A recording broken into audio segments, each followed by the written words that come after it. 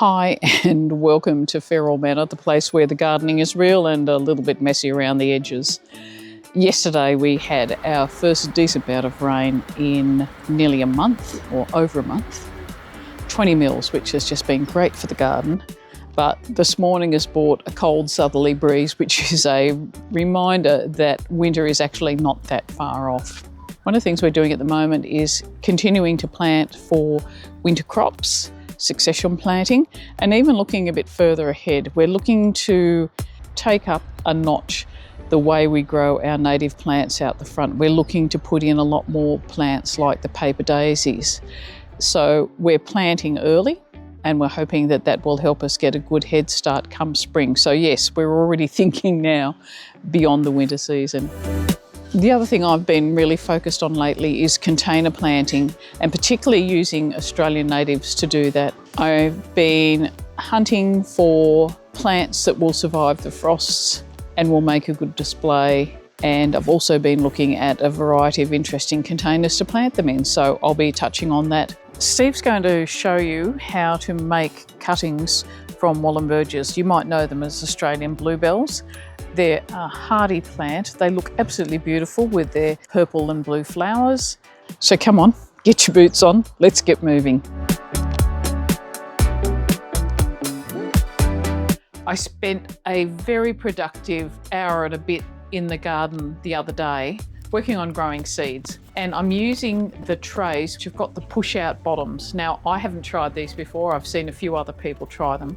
So I'm really interested because it's really hard sometimes to get the seedlings out of the seed tray. So this promises to be an easier way of doing it. I'm planting a tray each of 2 different types of beetroot. We've got Moulin Rouge and we've also got Crimson Globe. I've got some Moulin Rouge seedlings already in the ground. You saw me plant those last week and they are coming along really well, and I am really bad at succession planting. So I decided now was the time to get some more in while I wanted to try these trays and while I thought of it. In addition, I've taken delivery just recently of a whole lot of native seeds for flowers. One of them is Xerochrysum bracteatum, or you might just know them more regularly as paper daisies. And this one has got purple and red flowers. So if you're looking for interesting paper daisies, there's quite a big range online. And we've discovered that we have absolutely no trouble growing them from seed. They've been just so prolific and so easy to strike. So we're going with those. And the other thing I've been looking for, and I've got to be a bit careful, I know it's frost tender, is a thing called Kennedia nigricans, or the black and yellow coral pea. And you might be more familiar with the red species of Kennedia, running postman, but these are just absolutely gorgeous pea flowers, and I'd love to have some in the garden. So again, I'm going to give those a crack. These are the black coral pea, Kennedia nigricans. These are so fiddly. I'm actually getting them out with a spoon and dropping them into the hole. They said soak overnight, but already a lot of them, the seed germ has come out and it's breaking off. So I really don't think they are going to survive. We will see.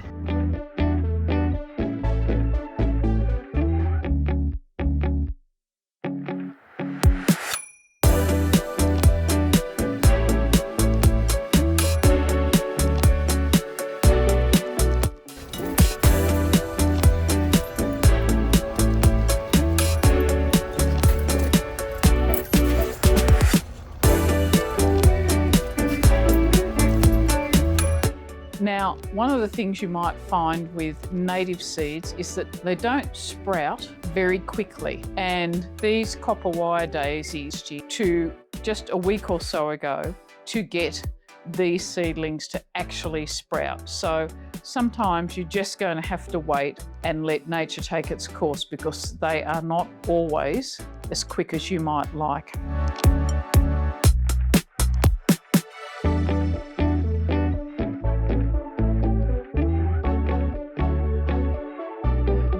There have always been some unkempt bits of Feral Manor, and as a result, we had some Wahlenbergias self-seed in the middle of our saffron bed earlier this year. So we took the opportunity to take some cuttings from them, and this is both stem cuttings and root cuttings.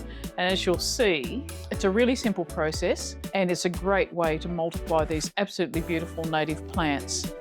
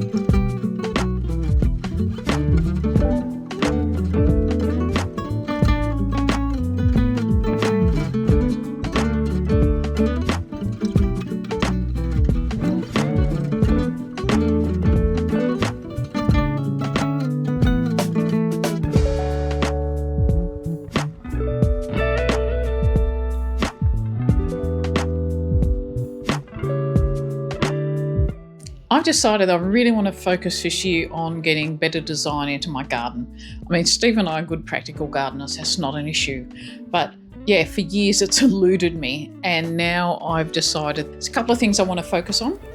One is Australian plants, which has always been a huge love of mine, and the other is container gardening. Now, we've seen lots of gardens around the world, and they certainly influence things we love, and I think use of natural materials, stone, wood, rusty metal. So what I'm going to try and do, and what I'm working on at the moment, is sort of smushing those two things together and focusing on getting some really nice containers, which includes using things that we already have, like those fruit washing baskets you saw last month, and using them for the containers for my Australian plantings.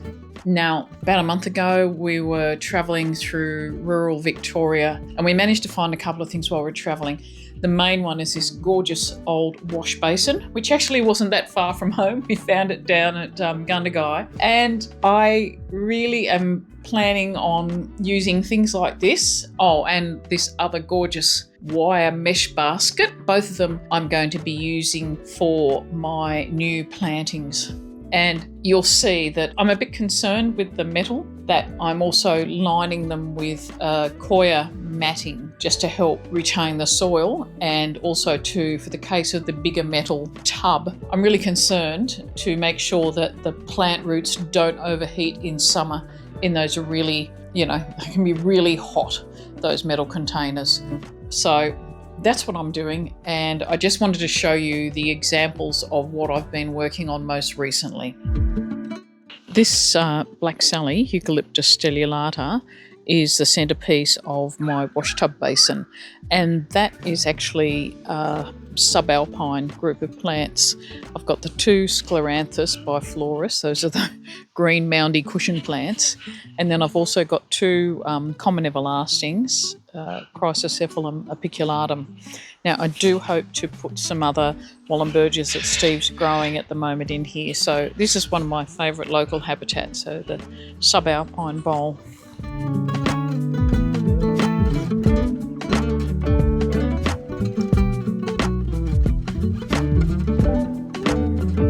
And this second bowl has only got two different plants in it. It's got an Acacia Honey Bun, and then I've got two Dampieras. These are Dampiera Royal Blue. They're a cultivar of Dampiera linearis. And then potentially not as frost hardy as the other, my big wash bowl planting. So it's here under the tree along with one of the other planters which I grew early this year, and that has done really well. It's got the phobalium, which is the big plant at the back, and the isotoma. That hasn't stopped flowering since we bought it. There's a fantastic plant, and that's also got some billy buttons growing in it. So yeah, that's where we're up with the planters. Everything I planted earlier in the year, late last year, is doing really, really well. So I'm really hoping that they'll do well during winter. Forget winter is coming. It's arrived, and we are picking up the bounty of all the autumn leaves in our local park. Thanks for joining us. I hope you enjoy the onset of the cold weather. We'll catch you later. Bye.